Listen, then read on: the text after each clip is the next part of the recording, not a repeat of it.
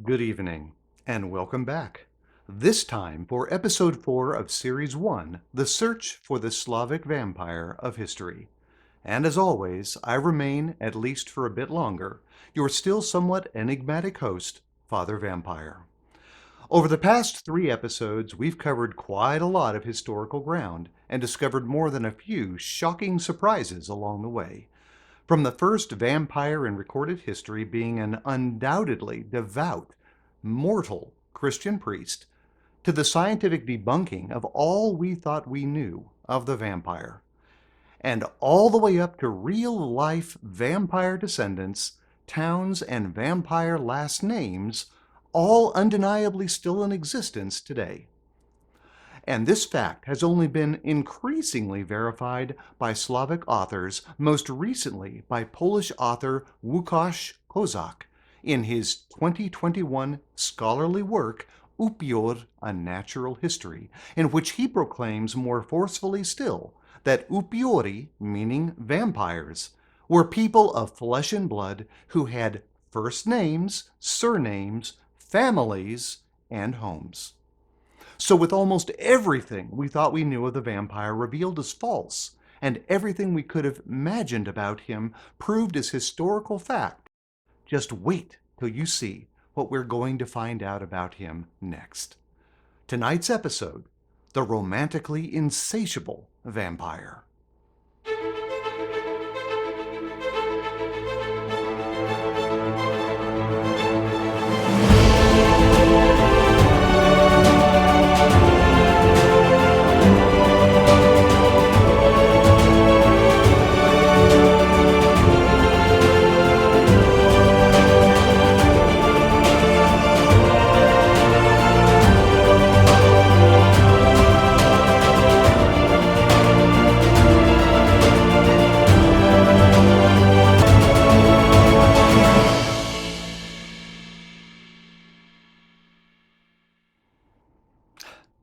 It's so great to be back for Episode 4, because beginning with this episode, now that all the basics are behind us, I'm finally able to start presenting everything I've been dying to, everything I couldn't before. Because had I tried, prior to all we've uncovered thus far, you would have probably thought me either woefully ignorant or certifiably insane.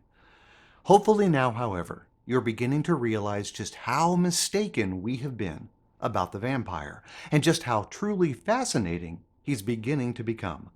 That's exactly why I began studying him over 20 years ago, and once the full historical reality was revealed by that research, why I just had to start publicly presenting on him ever since, beginning with my first 2014 presentation before a limited academic audience at Goldsmiths College, London, England, and since then to the general public at various horror-themed conventions. And while I am obviously not a professional videographer, I do the best I can to present to you these world-changing evidences toward their inescapable conclusion, a conclusion logically unavoidable once all these evidences are carefully presented and examined. Sadly, a lot of them have until now been either censored from public view or misrepresented, sometimes innocently and sometimes deliberately, to prevent us from following them further. Well, tonight we're tackling one of the most deliberately censored set of evidences head-on, evidences deemed inappropriate to the general public and thus censored from public view since first discovered by Western journalists during the prudish Victorian Age. Of course, given these evidences are more adult in content, before we continue, I must first announce that if you find presentations of a more sexual nature, regardless how academically professional, non-pornographic, and non-exploitative their presentation, as either inappropriate or offensive, then I invite you now to withdraw and exit this episode and the remainder of this series. If you choose to remain, however, you give your implied consent to viewing this presentation and its adult subject matter, because from this point on, We're diving far deeper down that vampire rabbit hole than ever before. To use the deeply symbolic metaphor of the Matrix, this is your collective blue pill, red pill turn back moment. For from this point on, you will begin to explore even more profoundly than we have already just how different reality is, not just where vampires are concerned, but ultimately and most especially as regards our own personal, intimate relationships and our potentials here as a species. Oh, I know. You came here to learn about vampires, and we have, and shall continue to do so. But by the end of even this first 12-episode series, you'll discover that the mystery of the vampire is but the merest tip of the iceberg, and that the reality beneath it goes far deeper than you could have ever imagined. And by the 12th episode, I promise you, you will be astounded at the journey we've taken and the portents for the future, our future, such will have revealed. Okay, so which shall it be? Blue pill or red? The choice is yours. Make it now. Okay, for those still here, congratulations.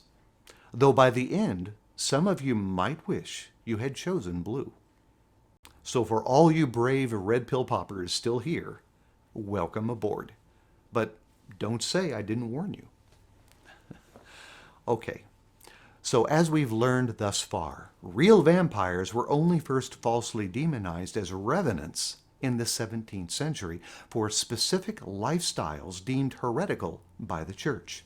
First as revenants for being witches, and then in the 18th century as blood-drinking revenants. And the heretical trait most especially linked with vampires was that of being especially sexually active, as great lovers of women.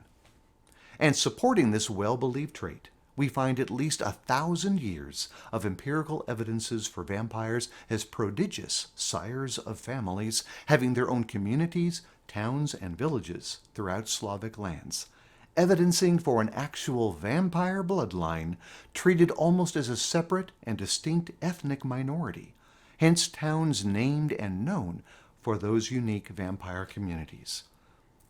But are both of these facts sufficiently correlated to justify us pronouncing vampires as indeed such exceptional lovers of women? Not quite. Logically, there are plenty of men who've sired dozens of children without being the least romantic or sexually proficient. And there are plenty of smooth operators out there, sexual dynamos even, who've never sired a single child. So yeah, there's no logical correlation here to draw between the two.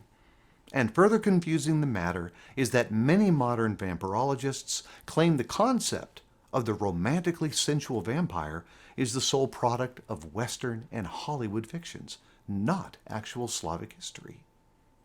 Well, if we've learned anything thus far, it's that Slavic history is hardly ever as we've been told.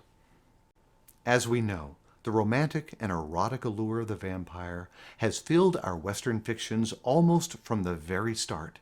His dark supernatural nature portrayed as irresistible to women for awakening and unleashing within them untapped potentials that normal men simply don't possess and can't comprehend. But we're told all this is just Hollywood fiction, right? Well, if we've learned anything throughout this series, it's that almost everything we assumed was true for the vampire isn't, and everything we were sure couldn't possibly be true about him is. And so also where the vampire and his astounding sexuality is concerned. A sexuality so insatiable, so superhuman, that any mention of it and all evidences for it were suppressed from journalist reports by Victorian-age censors and the Christian church they served, and still today remain largely unmentioned and unknown. However, some of the actual accounts have been discovered by Slavic scholars, some of whom were brave enough to report honestly about them. Dr. Paul Barber, whose forensic re-examinations we presented in episode 2, that were so instrumental in debunking the false blood-drinking and revenant traits, reports that the vampire of folklore is a sexual creature, and his sexuality is obsessive. Indeed, in Yugoslavia, when he is not sucking blood, he is apt to wear out his widow with his intentions. Well, as Dr. Barber's book goes on to prove that vampires never suck blood to begin with, then we can strip this debunked blood-sucking belief from the equation. And when we do that, what's left as the vampire's primary activity? Dr. Gordon Melton next reports on the vampire beliefs of gypsies who, as we know, were nomadic. They didn't belong to just one culture, therefore reflecting just one set of beliefs, but instead they traveled constantly throughout many Slavic lands and thus were exposed to many different cultures and vampire experiences. And as he writes, gypsies believed that some vampires had an insatiable sexual appetite and would return from the grave to have sexual relations with their widow or a young woman of their choosing. And I'll point out again, with the revenant beliefs also debunked, what lone mentioned activity remains. Dr. Melton then goes on to make a couple astounding observations. Gypsies thought of the vampire as a sexual entity. The male vampire was believed to have such an intense sexual drive that his sexual need alone was sufficient to bring him back from the grave. Nightly visits could ensue over a period of time, with the wife or woman becoming exhausted and emaciated. Notice even here where blood drinking and rising from the grave were first assumed, yet the gypsies knew the underlying reality. It wasn't for blood that vampires supposedly rose from the grave, but instead for sex. Also notice the curious pair of symptoms observed in their female lovers. Symptoms we're going to find mentioned a lot. No, not puncture wounds to the neck, which were never observed, but instead exhaustion and emaciation. Dr. Jan Perkowski backs up Dr. Melton's report further, quoting from Professor Tatomir Bukanovich's early 20th century Balkan area reports, in which he found that both among the Orthodox, in other words Christian, and Muslim gypsies in these areas, it is believed that the vampire has a great desire for the female sex.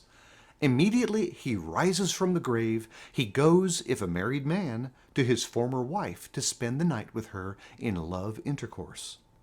If he was an adult but unmarried man, he would visit any young and pretty woman, while Islamic gypsies viewed the vampire as not quite so maritally faithful in his affections, going whether married in life or not, for love intercourse to that woman for whom he had a fancy when alive, be she widow, divorcee, or a married woman with a living husband.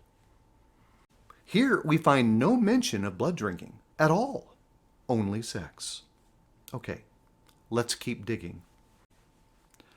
Dr. Burkowski next reports these gypsies firmly believe that these love meetings between the vampire and its former wife, or other women as we've just learned, are the most important of its occult activities. Now, whoa, this is really interesting, because right there in Balkan lands, where the demonization of vampires began, where all the horror sprung, where they were demonized first as witches and then revenants, and where shortly thereafter the false blood-drinking trait got added. Yet it's not for blood drinking or causing illness, nor even for murdering people that was considered the most important of the vampire's activities, but instead sex. And apparently lots of it, with love meetings being scheduled and enthusiastically attended. Now, I know what you're thinking. So we've got lots of mentions of vampires as highly sexual. What makes this trait any less nonsensical or superstitious than all the other vampire traits we've already debunked? And you'd be right. Unless this trait can pass the two tests, all the others couldn't. Is this trait of sexuality found throughout Slavic lands? Not just one or two of them, and also found throughout Slavic history? Well, let's find out.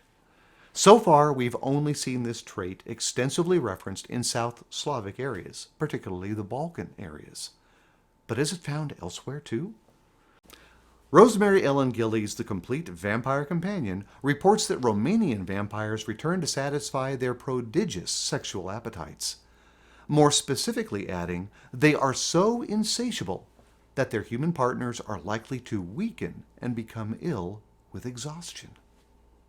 Thus in Romania, outside the Balkans, and where Transylvania itself is located, we also find the vampire described as insatiably sexual, resulting in women again becoming sexually exhausted. Some strange symptom, that. Also in Bulgaria, as Dr. Burkowski points out, in Bulgarian folklore, vampires were sometimes said to deflower virgins as well. Thus, here we learn the vampire loved and was loved by women across all social strata, from widows to virgins.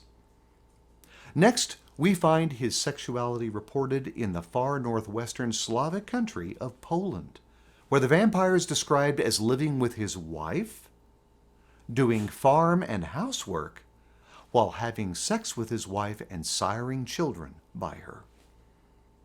And last of all, we have Russia, where, as Dr. Melton reveals, the folklore of Russia also described the vampire as a sexual being. Among the ways in which it made itself known was to appear in a village as a handsome young man, circulating among the young people in the evening. The vampire lured unsuspecting women to their doom. So there we have it. Extraordinary, even insatiable sexuality reported as a primary, often the primary, vampire trait from Russia to Romania and from Poland to the Balkans, and with no particular time frame for its origins, yet obviously extending at least as far back as Father Vampire himself, literally named Vampire from birth, for likely also being the offspring of just such a sexual union. And let's not forget all the additional evidences for vampire children and their descendants throughout Slavic history. The earliest vampire town in existence in Poland since at least 1362. Though perhaps the strongest evidence for the vampire's timeless, sexually insatiable nature, and specific to Father Vampire himself, we will discover 2 episodes from now. So, might this be it then? Was the vampire first revered, and then for some reason suddenly demonized for being, highly sexed? Is this all the vampire is? Is this what all the fuss has been about all these centuries? Just a bunch of hormonally imbalanced Slavic frat boys? Obviously, and as I've previously pointed out, there's so much more going on here than high libido. Nor could such a pedestrian trait, common to most young men, possibly explain the vampire's otherworldly, preternatural reputation, or his irresistible allure with women, much less his horrific supernatural demonization by the Church. So, what are we still missing? Is there anything found in these reports beyond what we should expect to find? Anything unusual, out of the ordinary, something that could have been misunderstood as supernatural? Well, first off, we've seen mention of apparently prearranged love meetings between women and vampires. And then there's the strange mentions of women observed following such sexual communions appearing ill with exhaustion, or even exhausted and emaciated. Yet all while obviously these women were not deterred in the least from vampires thereafter, given they continue to meet them generation after generation, century after century.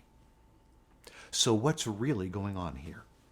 Let's continue on with a couple additional accounts providing a couple new details. from the writings of Professor Tatomir Vukanovic, whose study of Serbian gypsy vampire beliefs, Dr. Barber states, is the most detailed that we have. As he continues, since the Muslim gypsies are convinced that a vampire issues from his grave chiefly to make love to his wife, it is she who is most harassed.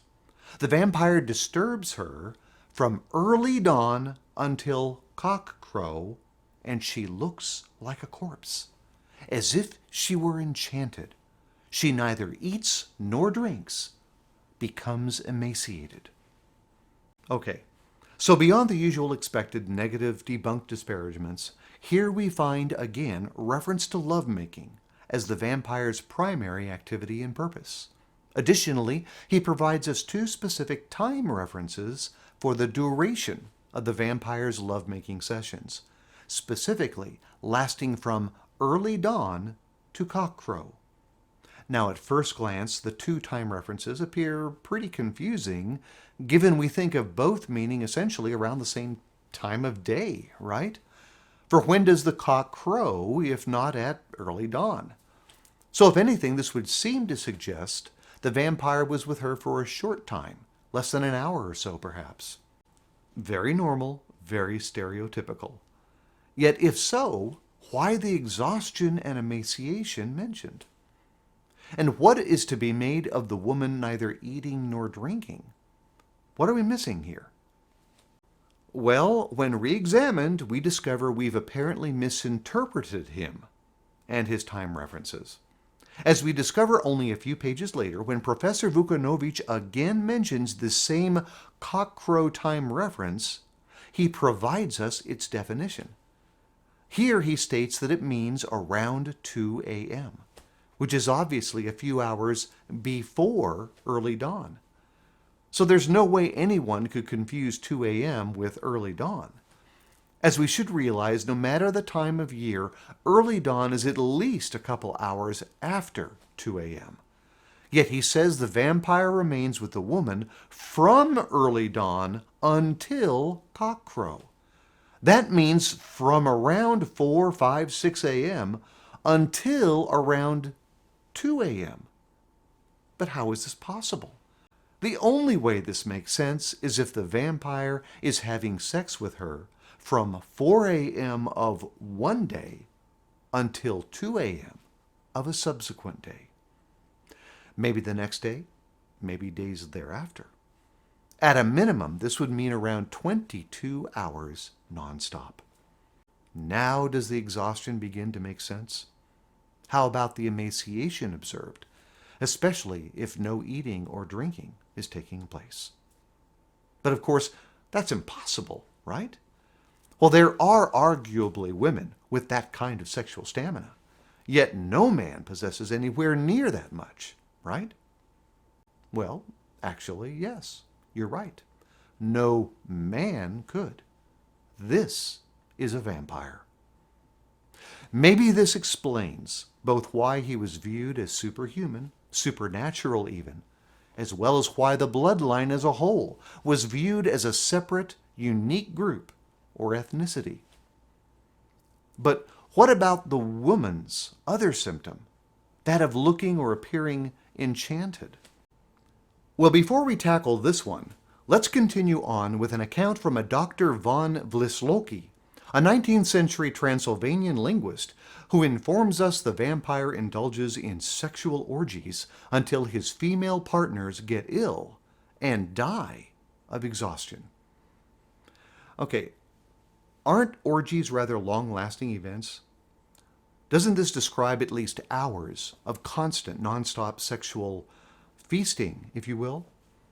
As for the claim of women dying of exhaustion, one would expect this to scare the hell out of women, which might well explain this claim's point. If so, the scare tactic backfires tremendously when we simply read his next sentence. It often happens that women are impregnated and bear children. Obviously, it doesn't take Mensa-level intelligence to realize we're being lied to. If these women die of exhaustion, How is it they're still alive 9 months later, bearing children? By now we should realize all these accounts paint the facts and observations in ways deliberately intended to demonize the vampire at all costs, even when this glaringly contradictory. The other shared commonality here is that all of these accounts are written by men. Men watching desirable women being loved by apparently vastly superior romantic and sexual competitors. And since when haven't men not openly lied about romantic rivals?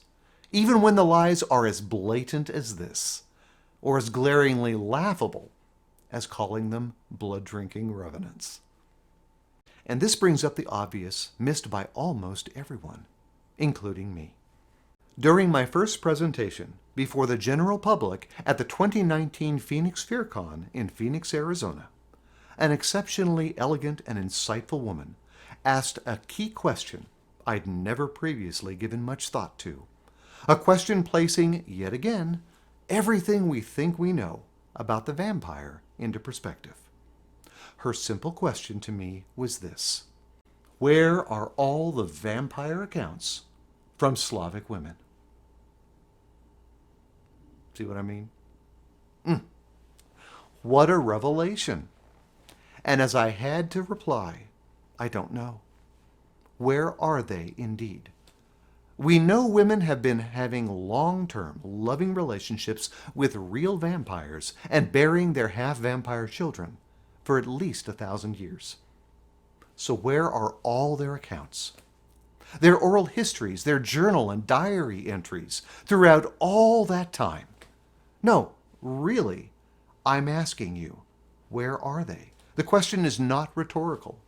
If any of you happen to know of written accounts from women living in Slavic lands centuries ago, either in your own family line or somebody else's, speaking of their relationships with vampires, perhaps actually describing such insatiable sexuality or the effect such had on them, I would love to hear from you, either in the comments or you can email me directly at fathervampire@gmail.com.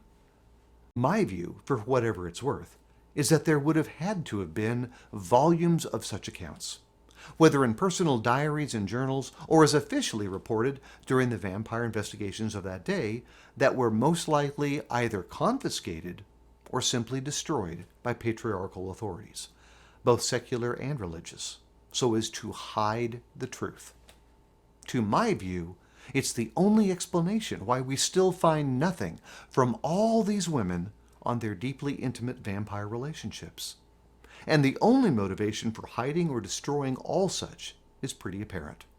Because sexually insecure men could not deal with knowing just how much Slavic women adored vampires. Now wait. To again quote Magnum PI, yeah, the original, thank you, I know what you're thinking. How do we know that? Where's any evidence, again, hard academic evidence, that women adored vampires? Well, we've already seen quite a bit of it in the documented evidences presented already.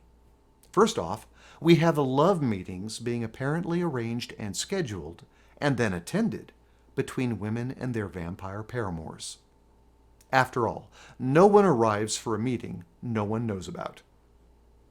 Next, we have literally centuries of women from Central Europe to Russia agreeing to and apparently enjoying such love meetings, even long-term relationships resulting therefrom and producing half-vampire children, century after century without let-up. And all despite these vampires apparently leaving their women lovers exhausted and emaciated for still unknown reasons. And lastly, even after being terribly demonized by the church as blood-drinking, mass-murdering, undead servants of Satan, yet still women have continued flocking to them, still clamoring for their preternatural embrace. However, we additionally have the ultimate smoking gun evidence proving just how much women adored vampires, and also how much men knew it. You see, vampires were so romantically successful with Slavic women that right up to the 20th century, normal men were pretending to be vampires just to hopefully fool women into having sex with them. Unbelievable, I know, but yet it's true. As Dr. Perkowski recounts, again from Professor Vukanovich's detailed South Slavic vampire studies, in the Balkans there were cases of Serbian men pretending to be vampires in order to reach the women they desired. And Dr. Barber summarizes these reports, pointing out Vukanovich gives many such examples, including one such that involved his own uncle, who, presenting himself as a vampire, romanced young ladies. And there it is.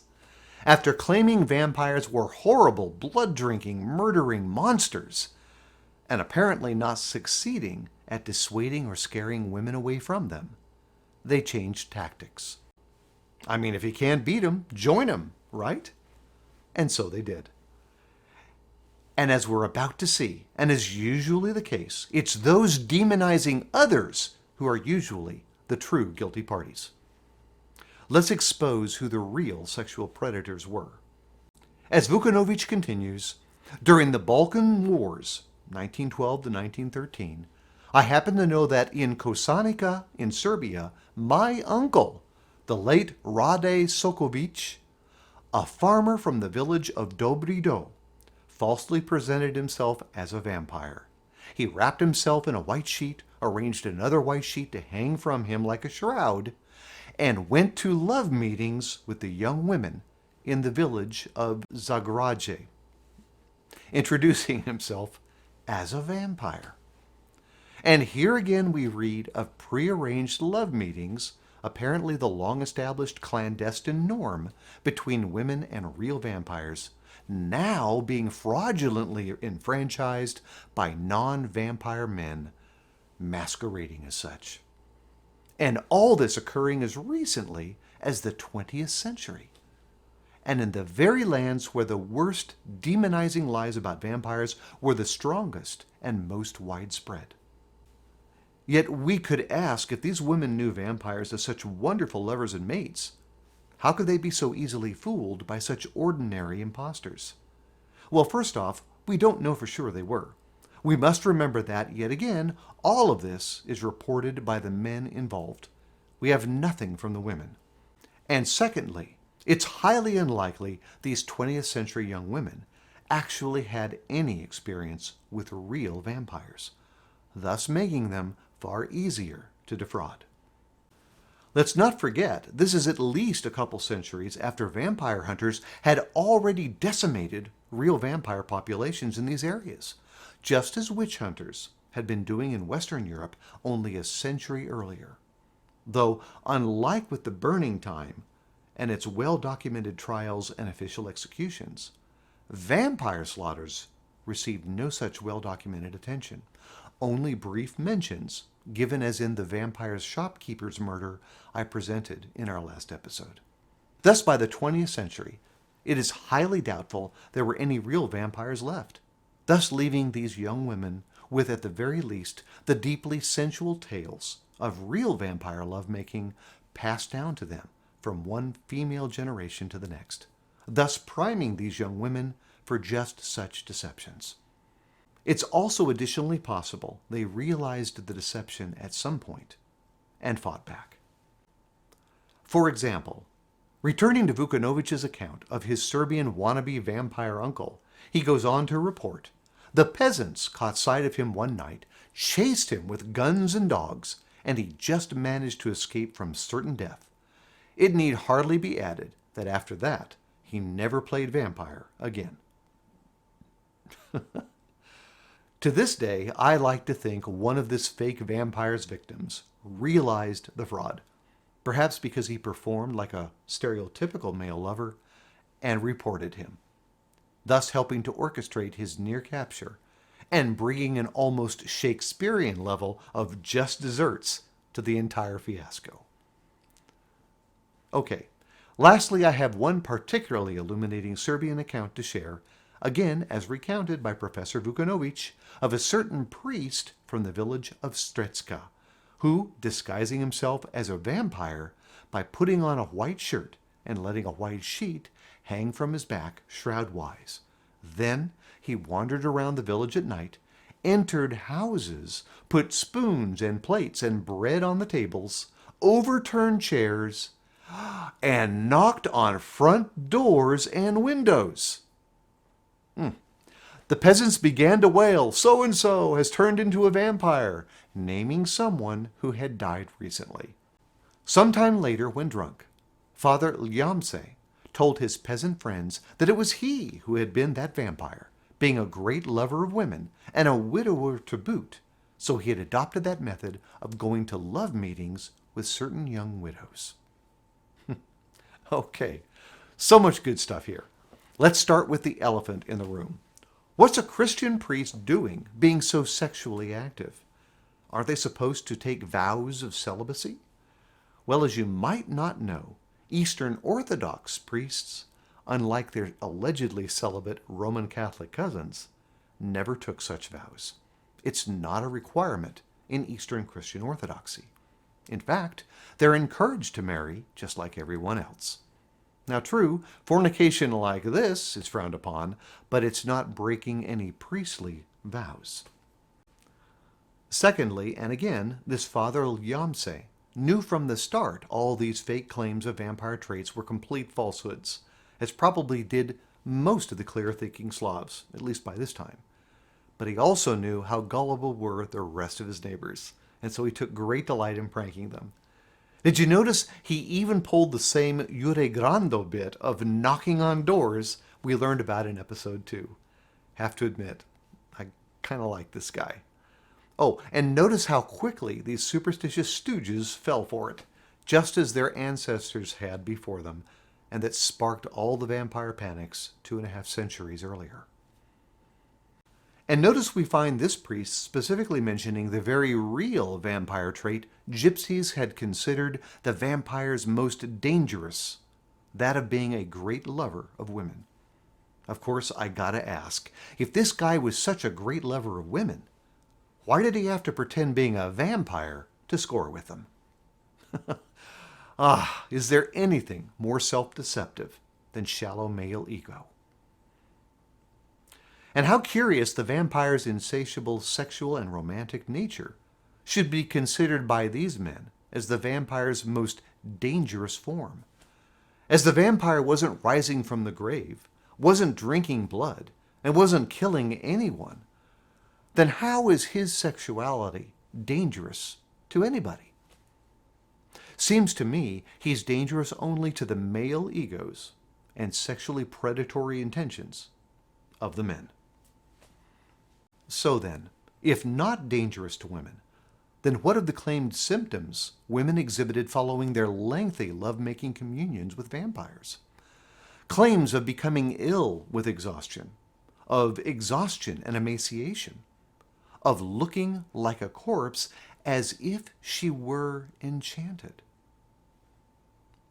What's all that about? Well, perhaps if these men had known women's sexuality and their romantic natures even half as well as they thought, they might have figured this one out on their own. But since men don't, and never have, perhaps it's time we finally started asking women instead. As many sociologists have written numerous books about, men have historically feared and endlessly sought to control women's near limitless emotional, spiritual, and sexual capacities.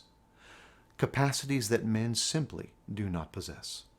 And all while teaching women to suppress all such and conform to male sexual norms and expectations, or else be punished as a result.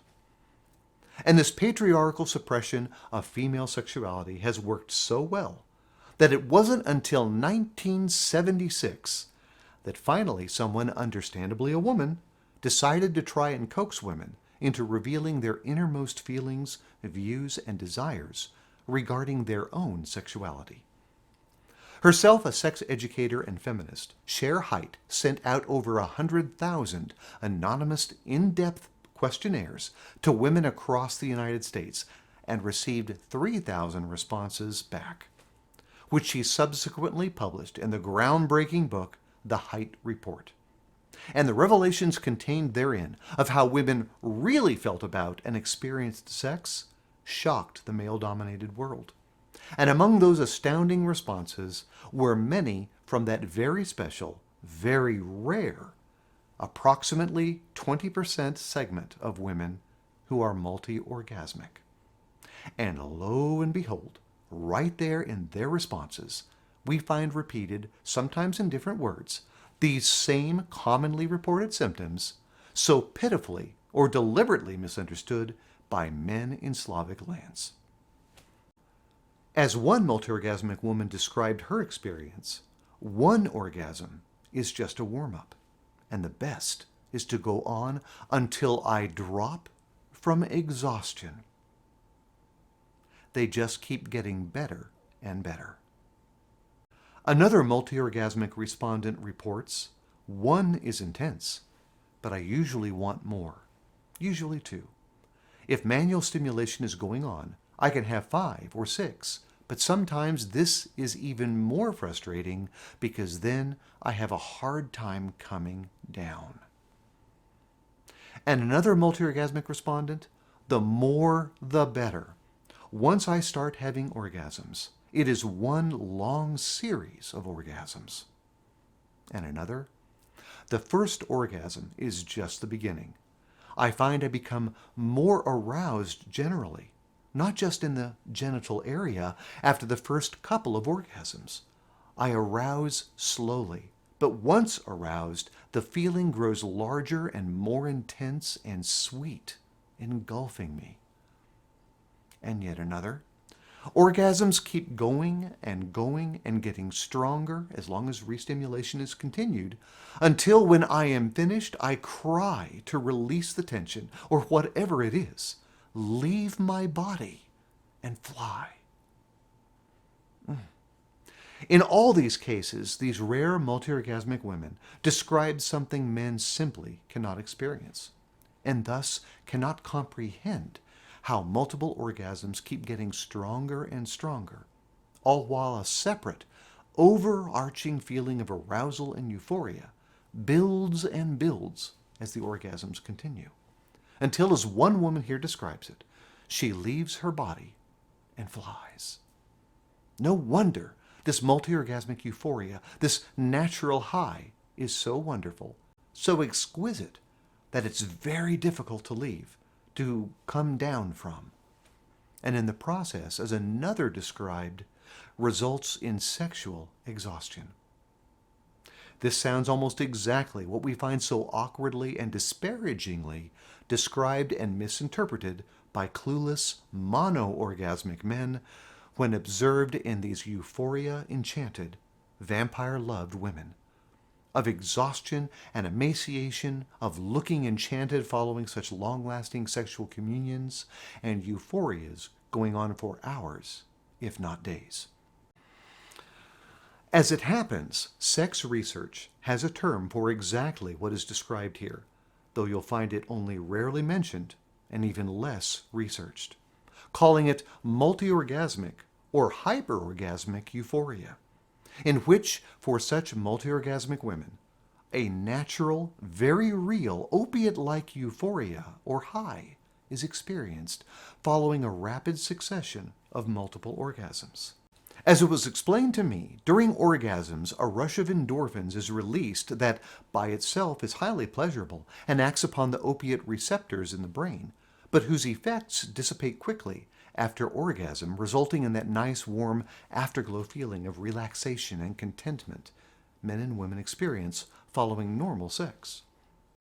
However, in multiple orgasms, where full orgasm is experienced again and again, over and over in close succession over time, the rush of endorphins from one orgasm doesn't have time to dissipate before the next endorphin rush tidal waves in, followed closely by the next, and then the next, and on, these endorphin-filled waves crashing into the brain endlessly as orgasms continue.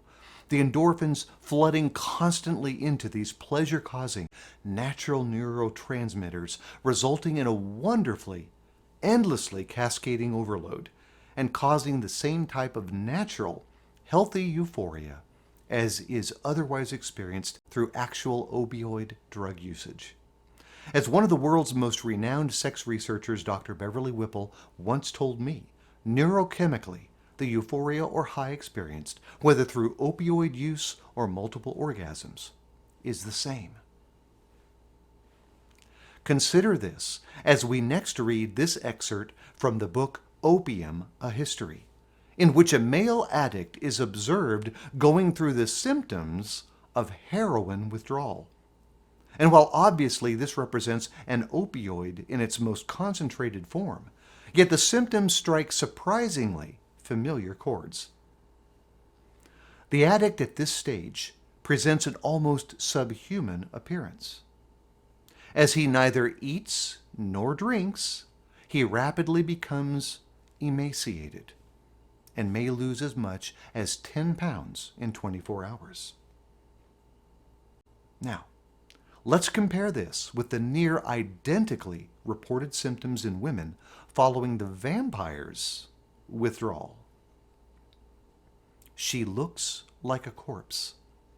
As if she were enchanted, she neither eats nor drinks, becomes emaciated. Now is the preternatural romantic and sexual allure of the vampire, most especially with multiorgasmic heterosexual women, becoming a bit clearer?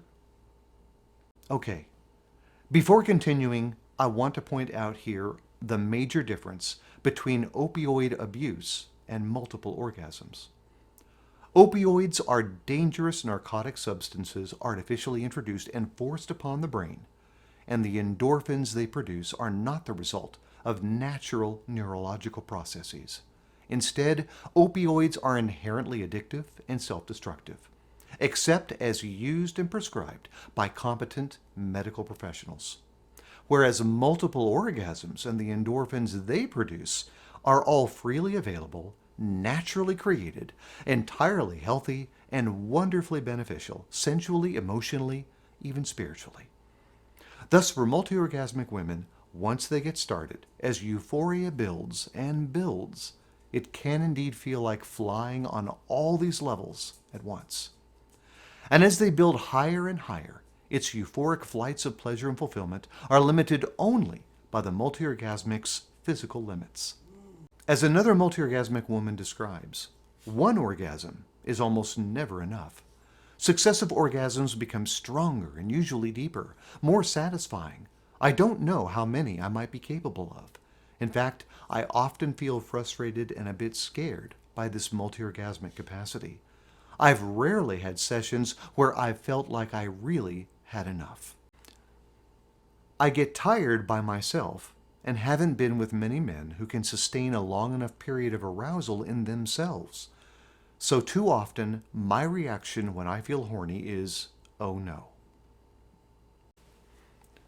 So notice here how she expresses a preference for experiencing all of this with her lover, and how frustrating it is for her having to choose between enjoying such euphoria alone or experiencing less fulfilling sexual communion with a man. It's such a frustrating catch-22. Either enjoy near limitless pleasures by herself without the emotional and spiritual bonding she craves, or choose with him a moment of some emotional and spiritual bonding, but without the sexual euphorias and far deeper bonding that would otherwise be possible. Regardless her choice, regardless how often made, true fulfillment on all levels, as she knows is possible, will remain for her an eternal impossibility. And so, as is probably the case with most multiorgasmics, the anxiety of eternally being forced to sacrifice either pleasure or romantic companionship has her forever dreading her own sexual arousal.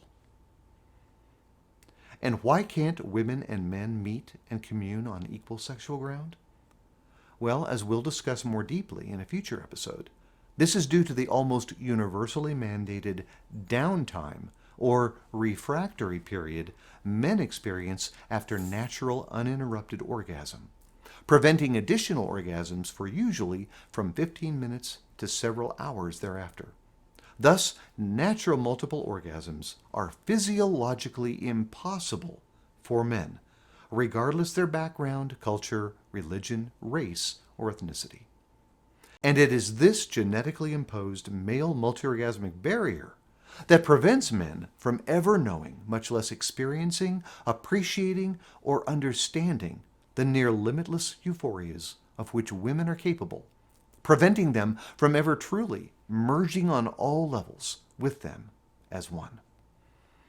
When specifically asked about men as lovers and male reactions to their own unlimited orgasmic capacity, multiorgasmic women had a lot to say. As one responded, "Males I have been with tell me my sex drive is unusually strong and sometimes make me feel like a freak." They don't grasp the significance of this idea about women's sex drives. No, men don't. Because sadly, they can't. So instead, it's the woman who's the freak.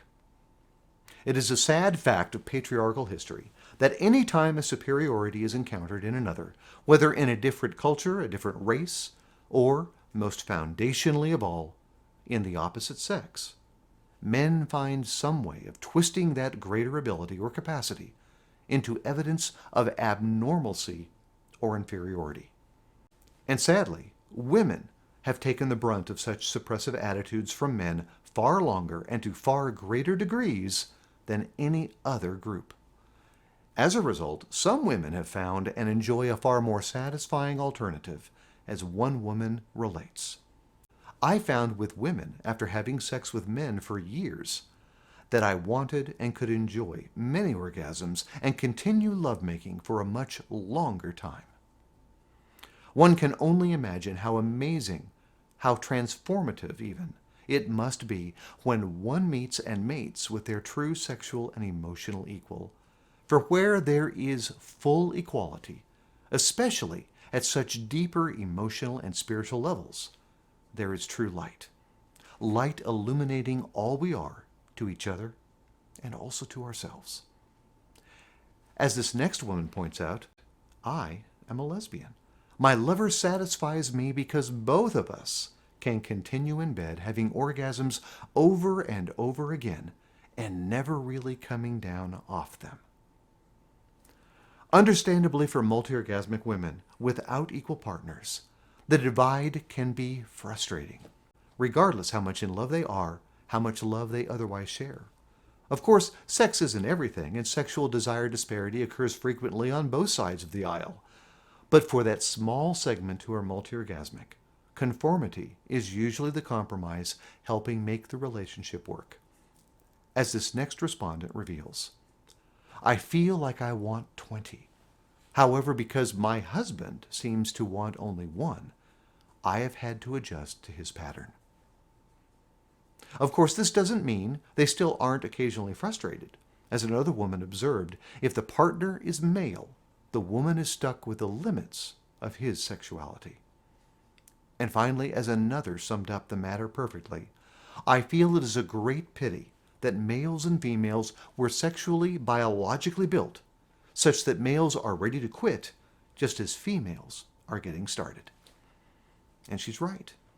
This foundational disparity between the sexes has existed since the dawn of the human species. However, it goes far deeper than just orgasmic equality, but extends deeply into the emotional, intellectual, and even spiritual.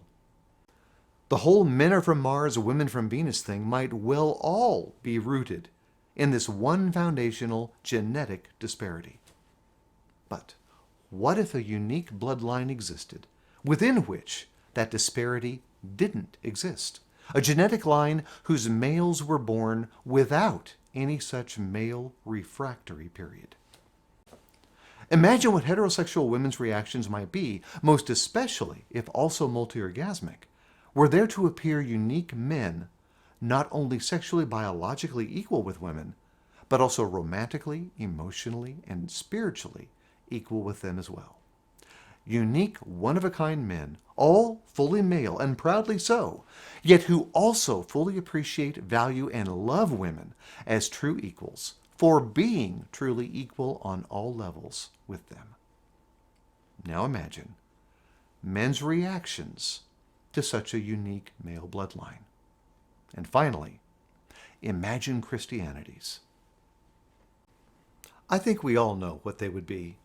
Given how sexually insecure men generally are, and how anti-sex the church has always been, we should expect their reactions to be quite negative. And given the right excuse, the right historical trigger, that negative reaction could quickly turn demonizing, even violent. Well, as it happens, beginning right at the 17th century, that perfect storm hit, and that historical trigger was pulled. And it's what that trigger was that provides us the first real smoking gun evidence Slavic scholars have never found for not recognizing it for what it was. After all, why should anyone seriously believe the physiologically impossible might actually exist? Though when you think about it, wouldn't that be exactly the sort of characteristic expected of the supernatural? Since episode 1, we have stacked up so many compelling historical evidences, leading to so many shocking discoveries revealing what and who the Slavic vampire really was, and perhaps still is. But none of these has been by itself definitive. None has provided us the proverbial smoking gun proof. Well, in our next episode, we're going to present to you that definitive proof, as found in the very words of the world's most infamous publication, as sponsored by Christianity itself, and giving us the very reason, the historical cause, for the vampire's sudden demonization, by naming the specific trait responsible for it. The very trait Slavic scholars have sought for in vain to this day. Had they only bothered to take those pre-17th century evidences seriously, they might have beat us to it. Oh, who am I kidding? They never stood a chance, and for reasons I'll eventually reveal. In the meantime, don't miss our next episode, one that'll be at least as shocking as this one. Thank you, yet again, for joining us on our continuing search for the Slavic vampire of history. Our next episode, the Malleus Maleficarum and the Slavic vampire. Thank you, and good night.